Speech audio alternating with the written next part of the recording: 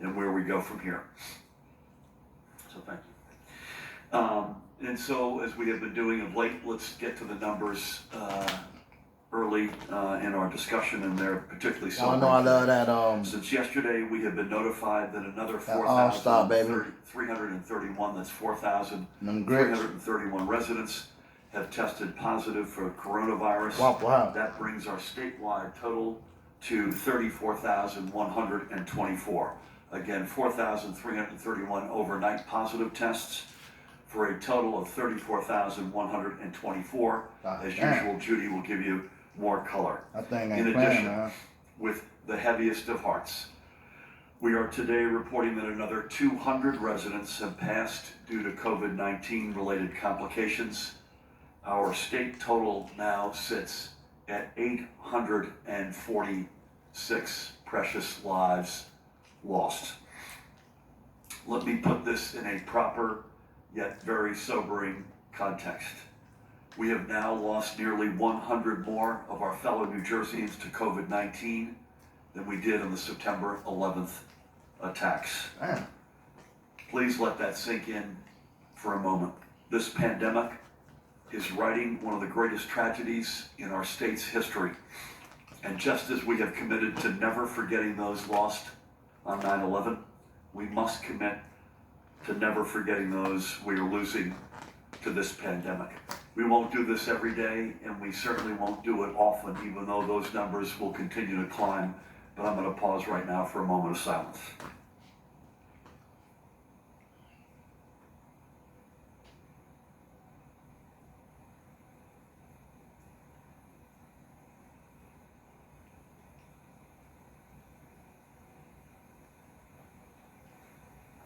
Allow me to mention some of those, very few, sadly, of the many we've lost, the precious lives we've lost. Retired Colonel Samuel Fuco of Eatontown in my home county.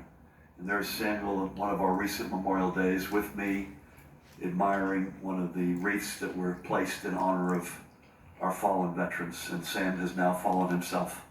From Eatontown, he served our nation in the Army and Army Reserves for more than 37 years.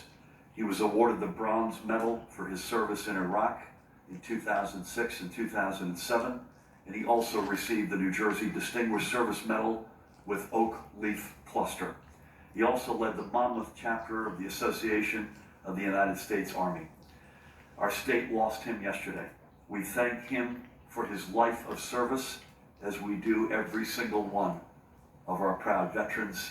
His memory and his family are in our prayers. I want to thank my friend Vin Gopal to making sure that I knew, sadly, the minute he knew that we had lost Sam.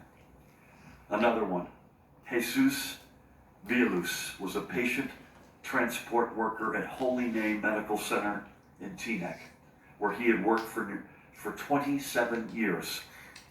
His co-workers remembered the time that he won the 50-50 raffle, and instead of keeping it for himself, he shared it with his colleagues. He was 75 years old, and we joined his family and everyone he touched in mourning his passing. Teaneck, which has been particularly hard hit, lost another great member of its community, Perry Rosenstein. Perry was the uncle, there's Perry, I love the hat. Perry was the uncle of CWA New Jersey Director Hetty Rosenstein, who so many of us here in Trenton know so well.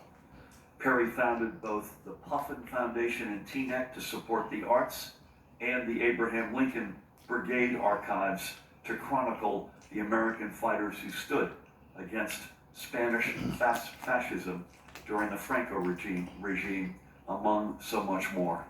All of us send our condolences to Hetty and the entire Rosenstein family and the friends and fellow Teaneckers who Perry touched. And I learned last night that a dear friend in Morris County, my dear friend Scott Carlson, lost his dad, Gerald, who was going to turn 88 in 2 weeks. He was a lifelong New Jerseyan. He was a lifelong design draftsman. He worked on both the shuttle Columbia and Challenger. We're keeping Scott and his family and his dad's memory in our prayers this weekend.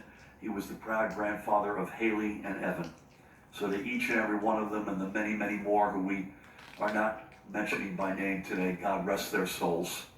Today, as I mentioned yesterday, our flags are flying at half-staff in their memories, in the memory of all who have been lost and for all the families who have been impacted by COVID-19 and are not, we have to remind everyone, are not able to fully gather properly for a funeral or a memorial. And the flags will continue to fly at half-staff throughout the duration of this pandemic. No family, whether in New Jersey or anywhere, will be forgotten. Man. I know that staying apart is really hard, whether it be for a funeral or a religious rite. This is we sad, man. long